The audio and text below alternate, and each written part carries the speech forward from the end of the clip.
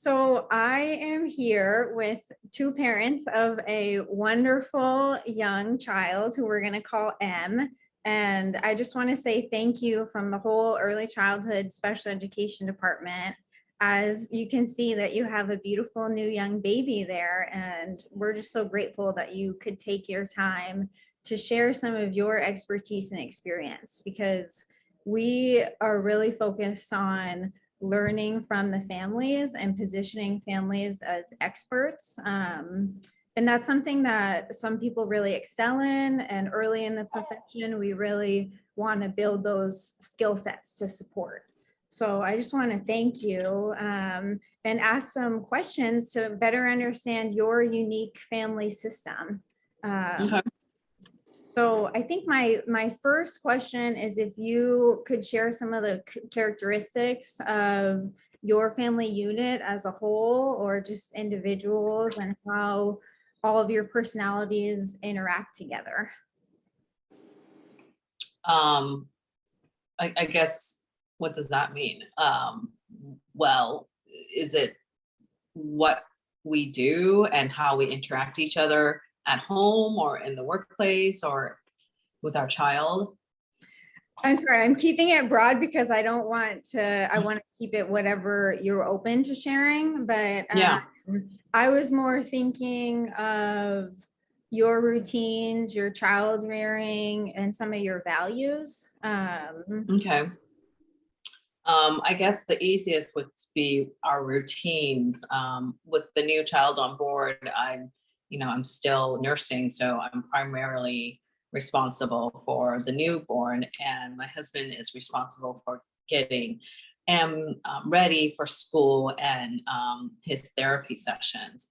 So although we share caretaking of him, my time has been split. Although we're open to flipping sides with each other, because I like to spend some time with him too, and he would like to spend some time with the newborn too. So it's very fluid. It depends on who has time doing what at that time. If it's nursing, that's primarily my duty, so I don't get interrupted with that. But if it's holding the baby, my husband would take him and I would use that time to spend time with him. Thank you. That really helps. And I'm just wondering also about if you have any extended family or friends who help to support and the new baby. Yeah, so my parents are in town. However, they're very elderly and they both are cancer survivors. So their ability to take care of a toddler is not really there. I also have a younger brother who also has his own newborn. So his ability to take care of anybody is also limited. So, and my husband's family is in Southern California. So there's not really much opportunity for anybody to take care of our kids. We also have a very good childcare teacher who is willing to come by sometime and absolutely adores. But other than that, we don't really have much support on that end. Well, I feel very lucky to be that childcare teacher. And that is something I really look forward to. Yeah. And that's also something that I feel like Teacher Zena was fantastic about. We met through through M's old teacher, and I just felt like that was such a blessing to find her and to find somebody who had that deep knowledge and commitment and connections. Yeah. So I was just wondering also, if we're thinking of how professionals worked with you, how were they in kind of exploring your routines and creating goals that fit with your schedule? And even now, as that's changing with the new baby, how have they been in trying to support you? Yeah, so when we first started our journey with M's diagnosis, we didn't know who to turn to. So the first person was, of course, his pediatrician, who gave us a whole slew of websites and information to explore. One of which is Learning Links, and that's how we got to Learning Links. From there, we were using Golden Gate Resource Center for his initial, because he was not 3 yet, or he was just a month shy. So for his initial term, he was able to use GGRC, Golden Gate Resource Center, early interventionalists on a Zoom basis, and it graduated to 1 day in person a week. Unfortunately, we're in COVID. It was really hard to get in-person therapy.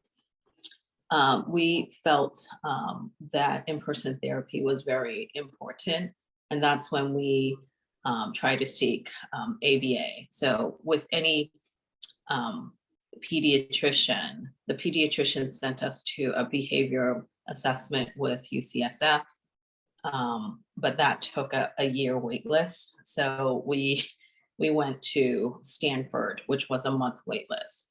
Once we got the assessment by Stanford, the recommendation by any medical professional behavioral analysis assessment is usually ABA intensive therapy at a young age.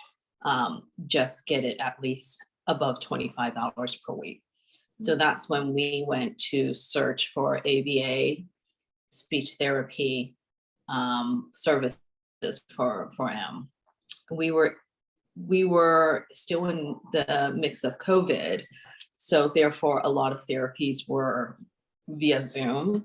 And we felt, after having the early interventionist and also participating in public school via Zoom, it's just non-effective, especially for a toddler who has an attention span of a young 2-3-year-old. So we specifically looked for places that had in-person therapies. We were able to find Sensational Kids via our pediatrician, who was opting for in-person speech therapy and was able to secure speech therapy 2 days a week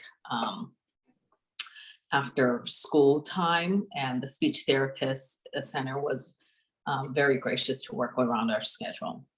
ABA, not so much. A lot of the ABA centers were still doing Zoom and or a center base, and they were all basically booked, meaning they had no wiggle room as to their schedules to accommodate M's school schedule and speech therapy schedules. We finally found one person that was able to accommodate, and the therapy was, we were warned, going to be very intense. It was very successful the first few weeks because the BCBA therapist was in charge of leading the therapy. However, she was, and the therapy sessions were 2.5 hours, 3 hours a day for 5 days a week. And this is on top of M's school schedule And speech therapy. schedule. So M was getting really tired of all the therapies. He had his usual naps, but by the time ABA came in, which was around 4:30 to 6, he was still in the midst of a nap, and we had to wake him up quite a bit. For the first month or so, there was some success with the BCBA leading the therapy, but then she handed it off to a therapist who was not BCBA, but she oversaw his work. And he was doing more repetitive things that, M already knew how to do. and there was no switch in, playthings or schedule or anything. There was a lot of inflexibilities. We try to work with the ABA therapist and say, hey, you've had these toys for quite a long time. Maybe switch out some toys because he's getting bored. Or we would purchase our toys and say, hey, why don't you use this instead? Because he's getting bored of the ones that you provided. That was kind of ignored. Wow. A little bit. And then we also suggested maybe, lessen the therapy session to 2 days a week. From 5 days to 3 days. To 3 days. To not overlap with speech therapy so that, he would have a break and it would just be school and ABA. We were warned by the the ABA therapist that that's not intensive enough. You won't be able to find any results if you lessen the amount of hours. And we're like, well, we value our child's well-being of getting rest. So yeah, we won't see results, but I'm not going to force it. And then for 5 days a week of therapy, he wasn't getting any time to do anything he wanted to do. Every day will be preschool, speech therapy, and then come home for an hour, and then ABA after that. Yeah. And then it'll be dinner time and time to sleep again. And it'll be on repeat every single day. Yeah. So it wasn't very healthy. We felt he wasn't happy. We felt he wasn't getting any time to decompress. When he was in therapy, yes, it was play, but it was not lead pet play. It was what the therapist wanted. The therapy was in home, so we kind of was able to see what was being done. And when we told the ABA therapist that we wanted to decrease it, she did criticize us for not being more involved in the therapy, which to me is kind of like, okay. So I think there was a miscommunication between the ABA therapist and us, that we felt we had to part with that therapist. So we told her that after 4 months, we no longer needed their services, and we're sticking with, speech therapy. In between all of the therapies, we also made it a point for all the teachers, the speech therapist, and the ABA therapist to talk to one another. We also felt that the ABA therapist wasn't really coordinating with the teacher, his preschool teacher, to make sure that they're all doing a cohesive coordination of care. And so that didn't fit what we wanted for our son. So that's another reason why we let her go.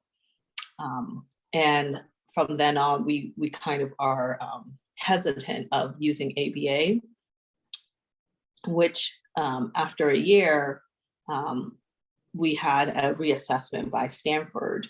And when we talked to Stanford to have M reevaluated, they also agree, all M really needs is speech therapy, OT, which we augmented at the recommendation of Nizina, and don't require ABA.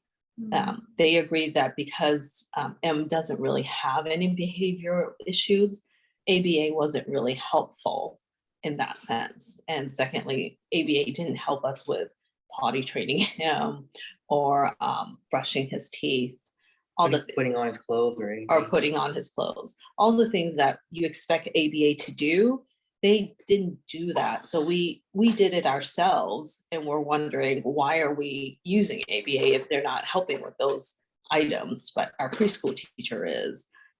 Again, it's a lack of coordination amongst the ABA therapists with our, the family unit and the caretakers. Right. Well, I'm so sorry to hear that. I feel like that's a perfect example of everything that you're not supposed to do. Yeah. Like you're not listening to the family, you're not responding to the child, knowing M. It's also very surprising because he's so clear in what he wants to play with.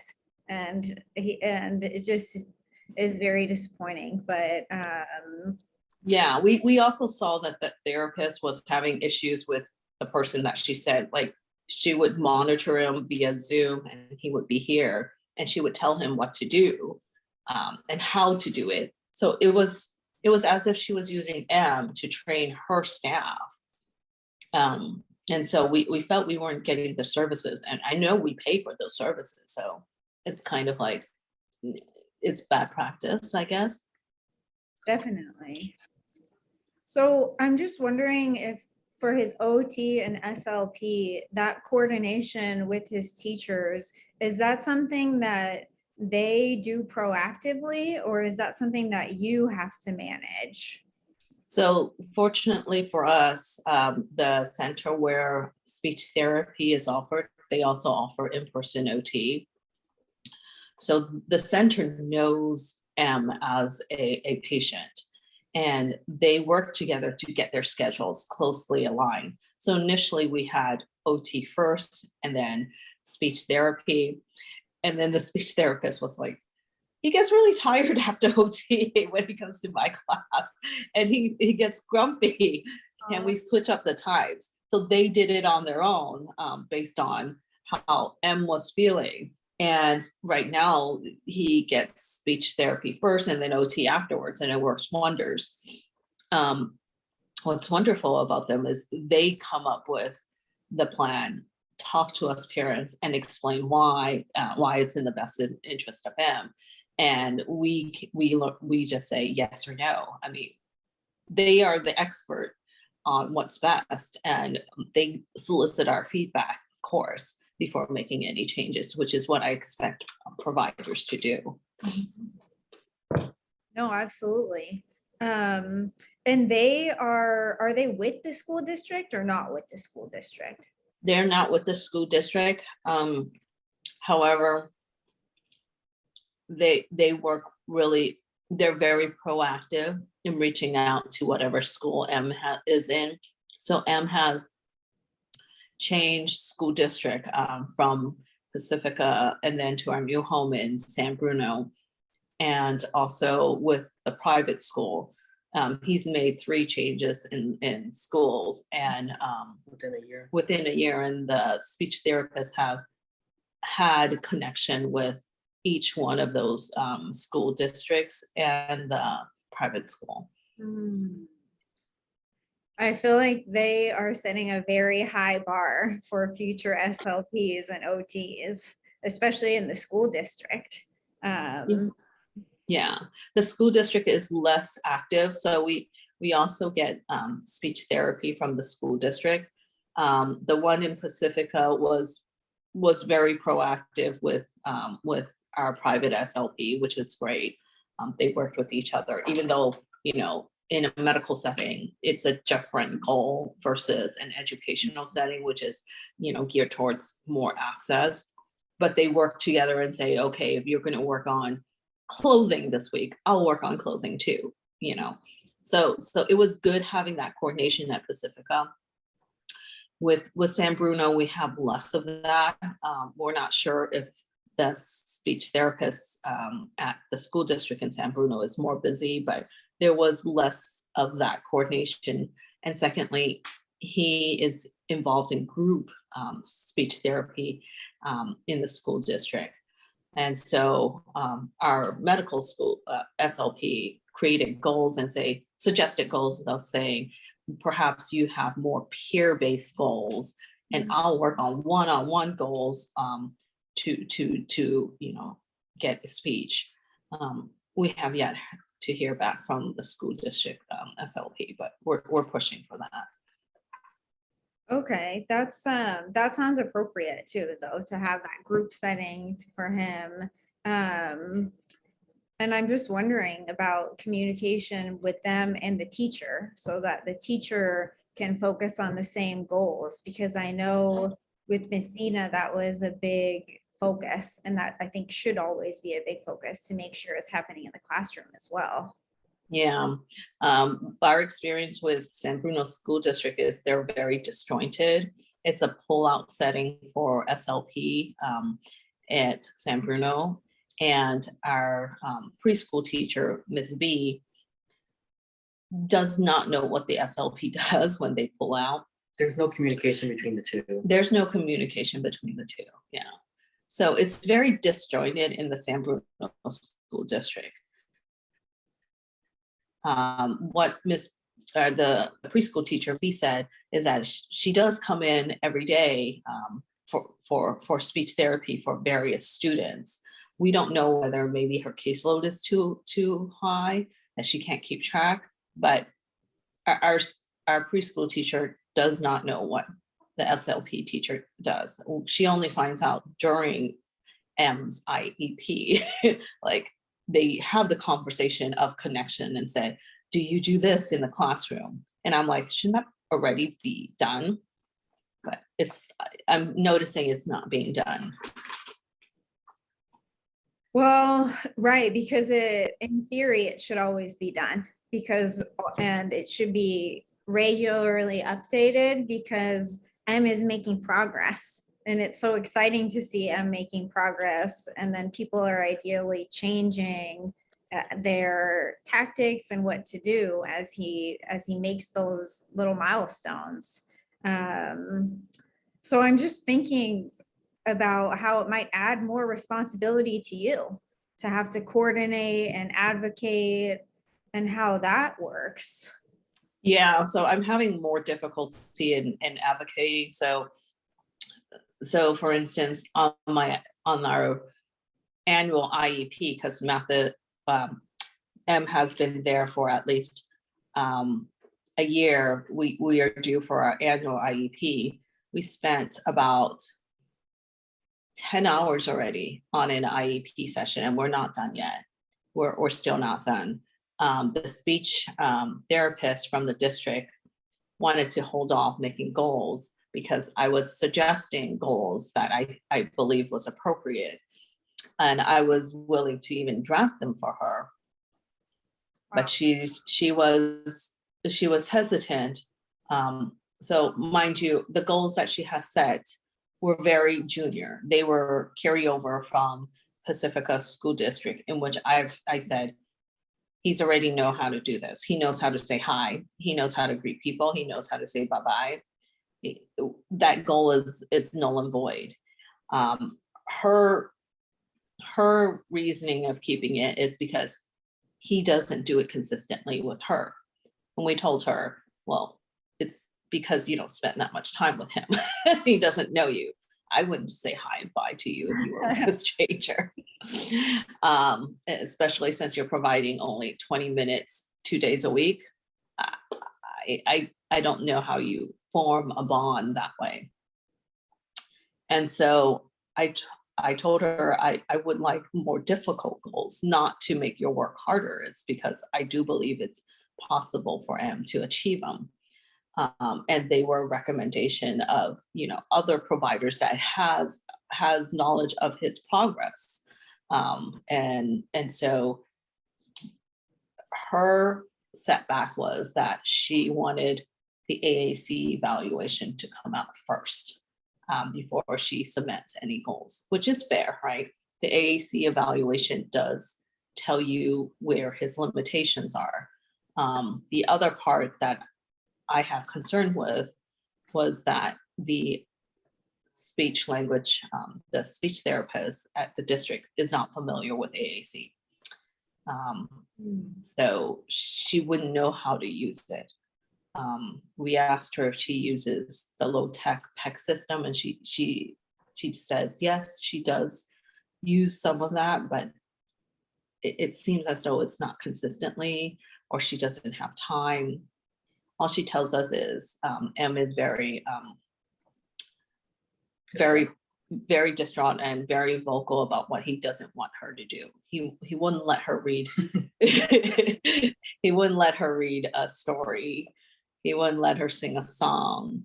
So all the typical ways of getting him to do things, it doesn't work. And I'm like, well, it's because you probably haven't spent much time with him. Because he does sit through a circle time before. He's Mhm. listened to songs many times. It's just lack of connection. Mhm. Right. I feel like he loves stories. He loves stories. He loves books. He loves songs. Mhm. Um, he doesn't always love when I'm singing songs, but I feel like he did always enjoy that. So that's Yeah. very, it's hard because I'm just thinking about the perspective of his needs and seeing his strengths and things. And I'm just wondering, like, I just don't know if I'm hearing, like a deep understanding of him. Yeah. So the way it works at the school district is they get pulled out with another kid and they get 20 minutes. Hmm. So in the 20 minutes, I don't think M has gotten comfortable with another kid he doesn't know. Right. Or has gotten to the routine. The other part that I also think the therapist doesn't do is when M says no, you try again, right? Mhm. She doesn't try again. She gives up. She gives up and lets him, like, if he gets up and walk away, she lets him walk away. Well, she has to, because she has another kid in the session and it's only 20 minutes. So for one, I don't know why it's 20 minutes, especially since the 20 minutes speech therapy was only limited to Zoom. That was what we were told, and they haven't adjusted in-person speech therapy, and that's supposed to be an hour long. So I think it's the timing and frequency of things, and the other part is I'm not sure about the skills of the therapists that they have there. Hmm. Well, I'm so sorry to hear that because, and I'm actually really so glad that he has the private SLP so that he's at least getting some more supports. Yeah. It's just, I think that that's something that the field is really pushing for is transdisciplinary approaches where we're working together and communicating as much as possible. And Yeah. it just seems, I'm just wondering, I had a question about, does your district have a well-developed SPED program? And how do they make resources accessible? But from this, it seems like there's a lot of room for growth in their special education program and making AAC accessible, because it sounds like it's been a long process to get him an AAC device. Yeah, we transferred to the school district in January. We couldn't get into the school district until April because the special ed director was retiring. We gave notification we were interested in AAC, I don't know, early summer, like June, July. We couldn't even get the forms done until recently, September. So there has been a lot of changes because the school district have been changing directors. Okay. But, and now we're at the very end of October and there's no answer about his evaluation and when the device, if and It was when. supposed to be done last week, but due to unforeseen circumstances, she's going to aim to finish this week. And so once that is finished, she'll share the report with us and she'll advise high tech or low tech options. Okay. Thank you so much. I'm just looking to respect your time. If I could just ask one other question about, Yeah, you have an hour, so you could get all your questions. Yeah, we have. Okay, thank you. I'm just thinking, about, of all the professionals you have worked with, what characteristics have been the most effective when working with Mathis? And what behaviors are helpful to develop a sense of trust between you and the professionals? I think Communication is key. communication is key. I really appreciate those professionals that, take the time to tell us his progress. Take the time to tell us the problem areas and what to work on. Take the time to talk to other professionals Take the within time, the group that helps map this out. yeah. So I think it's the communication aspect is most important, because therapy is siloed.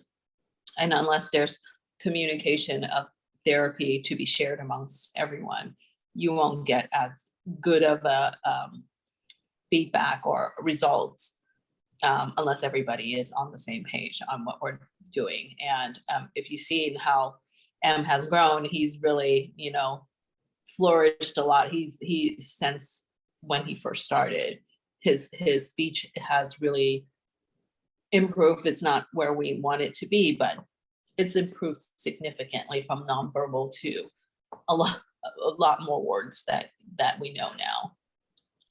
No, I feel like it has, and it's exciting just to see what's gonna happen in the future, because I do Yeah. feel like he has that.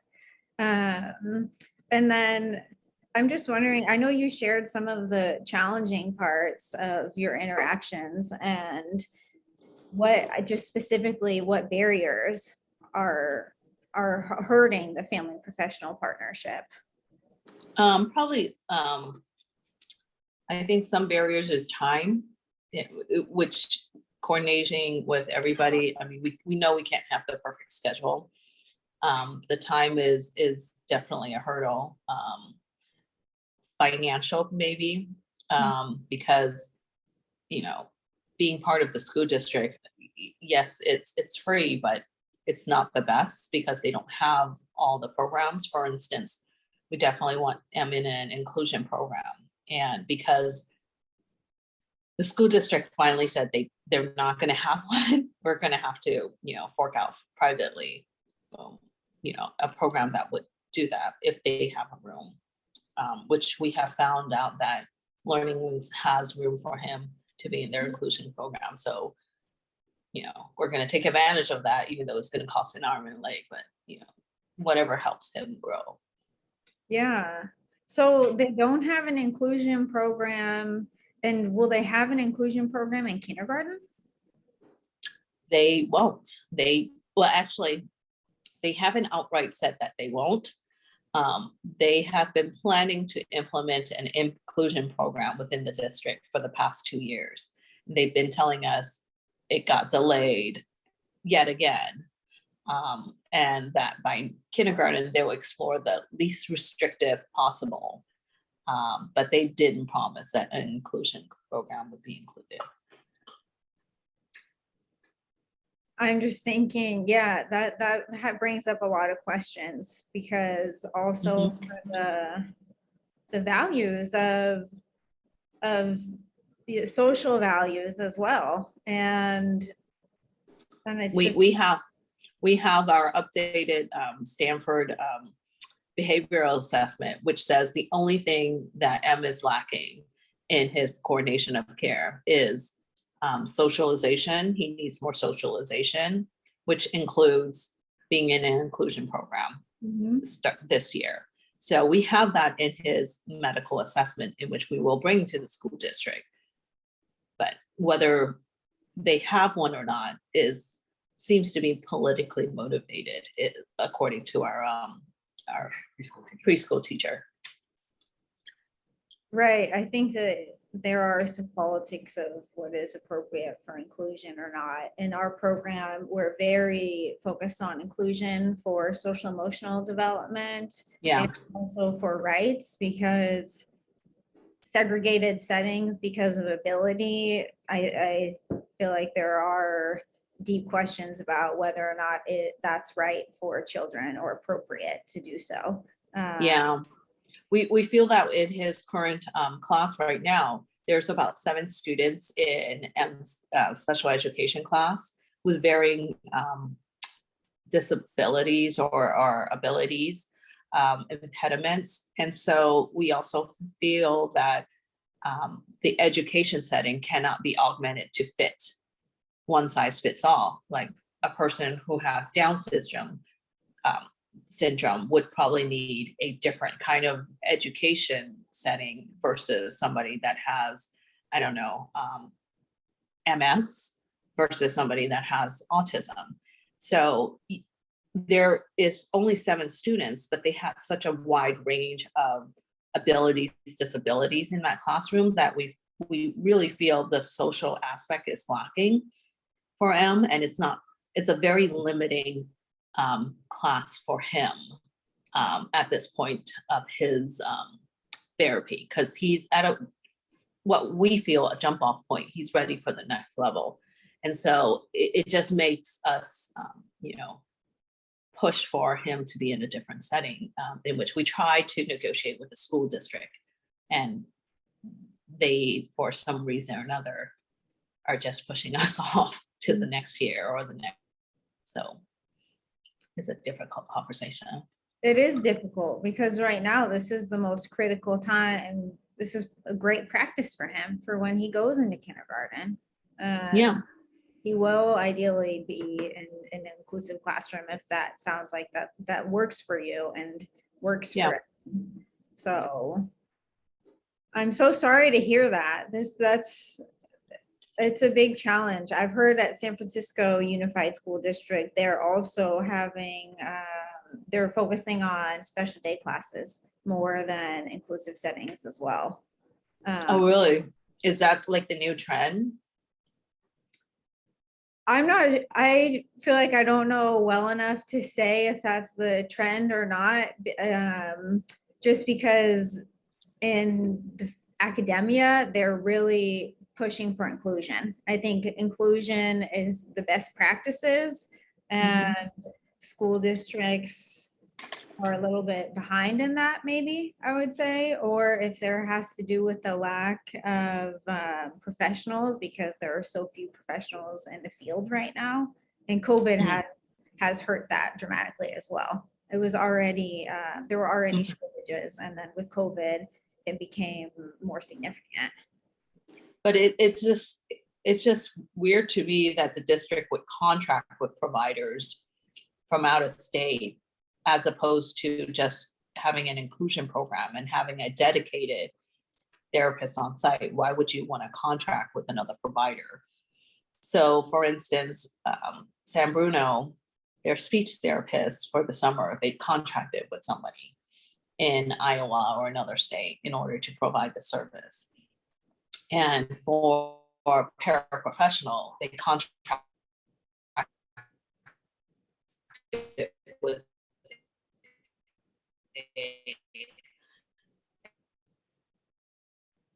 a medical health. I think that would cost more. No, absolutely. I'm just I wish I knew more about why they're making these decisions, because it really doesn't make sense to me either. And I'm also wondering about the amount of resources from the school district, not just the providers, but how have they been in reaching out and sharing resources for M or family resources? Not at all. I didn't even know M was getting OT and PT, except for the teachers' weekly notices of what's happening in her classroom. And one day, maybe last week, his OT person called me and asked me if I filled out a form for her to give M an OT assessment. I'm like, I didn't know there was an OT assessment or a form that needs to be filled. And she was like, yeah, I sent that home for both the teacher and the family members to fill out. I'm like, okay, it would have been nice if you told me. I would have finished it, a long time ago. So apparently it was the last step in her filling out an assessment. But the school district doesn't communicate at all of what's going on. We have no idea of what therapies or when that happens. We always have to ask during IEP sessions. Wow. So that's, I just feel like that must be hard, even like, I don't know, maybe a little very nerve wracking. I'm just Mhm. imagining dropping him off at school. It's because of COVID, you're not, are you even allowed to go in the classroom? You're not allowed to go in the classroom and see what's actually happening because they don't have a camera or anything, right? Yeah. So what the preschool teacher says is, you're welcome to contact the therapist yourselves and get updates. We just have to be more proactive, is what our preschool teacher is saying. Even when pickup and dropping off, when we want to talk to the preschool teacher, she's so involved with other parents also are asking the same question about their child, that she gets bombarded during the morning And and afternoon. So it's really a matter of, emailing her when she has time. She is responsive with us via email, but it's not the most efficient use of anybody's time. Mm-hmm. No, absolutely. So I'm wondering, just as an educator, if you have any suggestions for how I or others who are watching this, what could we do to make ourselves more accessible and to better show our commitments? Because ideally our commitments are always for you and for the children. Yeah, I mean, I've looked at some Facebook forums of what other parents have done to make the educators work easier. Maybe create a simple form of saying, how did my child do today, to fill out every week. Like, it could be a matter of check mark. Did he eat anything today? Or did he, go potty? Or like yes or no questions. To make it easier, especially for nonverbal students, because I can't get from him how he did today. Of course. It might be tailored according to each kid's needs also.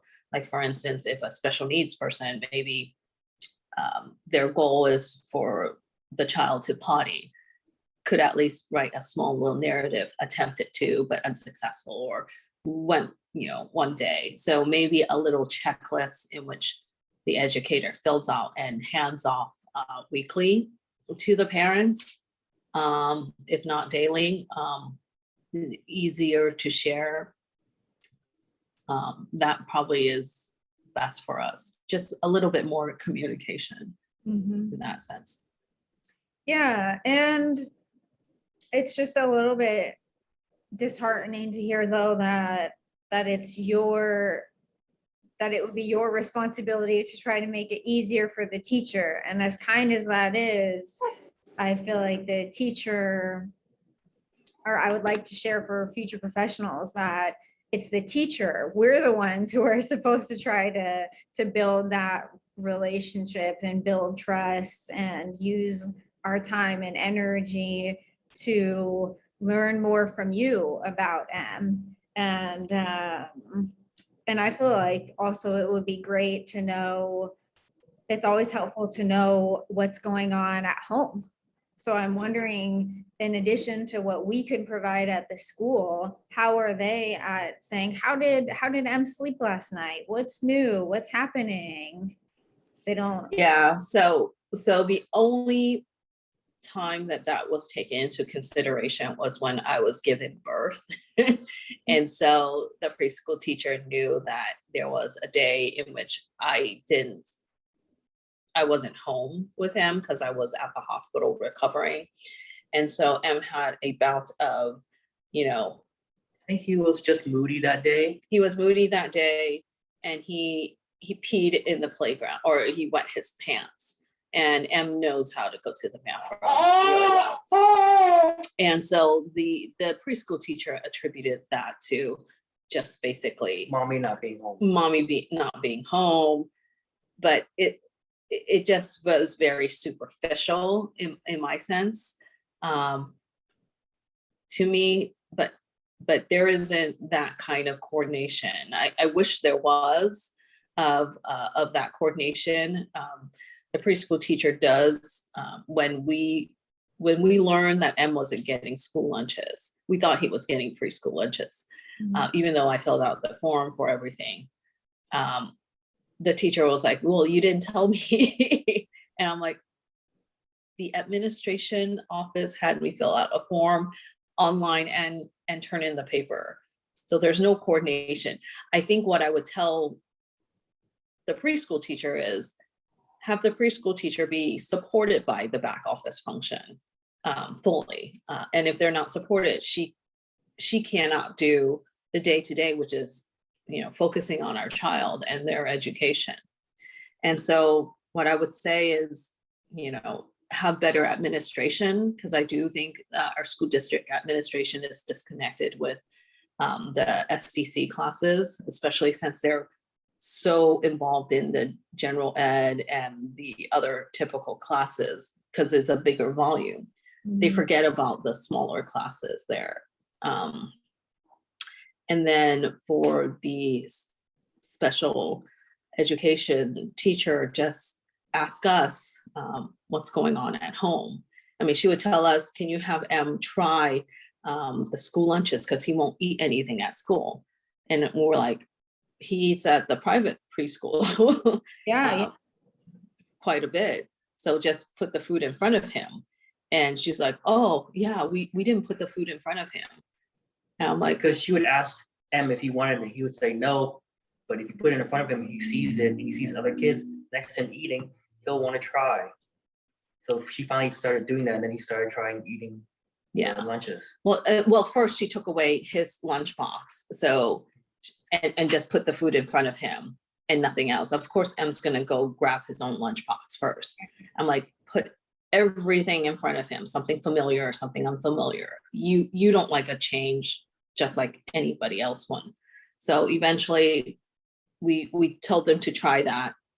They tried that and they finally see eating food, like new school food, and they were so happy about it. I'm like, I'm telling you, he knows how to do this. He's been trained to do this. You guys don't know him or how to work with him, and that's the problem. Don't try hard enough. Or they don't even talk to us about it, of methods of doing it. I don't know. I think she's just too busy. Yeah. That's so surprising, because he would always, he loved to snack, and when it was in front of him, and he couldn't wait for more. So to hear that, and that just because his reputation at the other school is he was a big eater. He would eat, he would try things. He enjoyed it.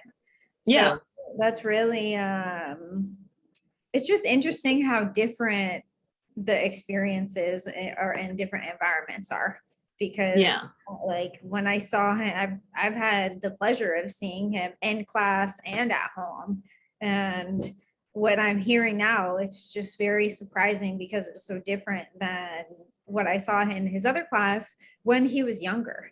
So now he is much even more capable, but when he was younger, he was already doing this, and now that it just seems so hard. I'm thinking of from your perspective, look, he did this 6 months ago, 9 months ago, more than that. Why is there a problem now? Yeah, it's like a regression that we didn't anticipate just due to a change in schools. That's the part that is hard on us. It's just that we try to support, the school district. We're there to, advise them what he likes or dislikes, how to approach him. But it seems as though the school district teachers want to try it their way, and when it doesn't work and he's screaming, then they come to us parents as last resorts. Like, to think it would be better planning. So I mean, until I complained that my son doesn't get school food, the teacher wasn't providing school food for, or trying with all the kids. Only 2 kids were providing school food. And the aide actually told my husband, why don't your son enroll in school food? It's actually pretty good food. And we're like, we did. And Mm. so we complained to the school teacher, can we just have, all the students share the school food? If he sees another student eat it, he's more than willing to try it. I mean, that's kind of how all kids are like, right? It might help other kids too. So I feel like we're educating the special education teacher of how to get the children to socialize. But we feel that it's due to the fact that she has varying different needs of kids, and just can't get her, her adaptation together of how to deal with every kid's personality. Mm. Right. And unfortunately, it's a missed opportunity because mealtime is a big bonding time. So Mhm. and it's a bonding time that at school and at home. And so Yeah, that seems very hard. yeah, And that's the opposite. Exactly. We're supposed to go to the parents first as, oh, I don't know, this is what's going on. I can imagine, like, for example, M didn't like it when he had a little bit of water on his shirt, but it yeah, was, for me, it was really, it's obvious. But if somebody just thinks you just quickly change the shirt, but if you don't know that, somebody could easily ask you as the parents, and the issue would easily be resolved because they have his sensory play hopefully every day, and he doesn't want to be, no one wants him crying through sensory play. But if you don't change his shirt, he's going to be really upset. Or maybe that's yeah. not the case anymore, but that was something that he didn't enjoy before. No, it's still the case. When He's getting better with it though. he's getting better with it. Because he knows how to take off his own clothes, he just takes off his pants when he gets them wet in the classroom, and that's when it cues in the teacher. Oh, he needs a change of clothes. But like I said, I think the teacher doesn't have the time dedication to look at all the kids, because she has varying abilities.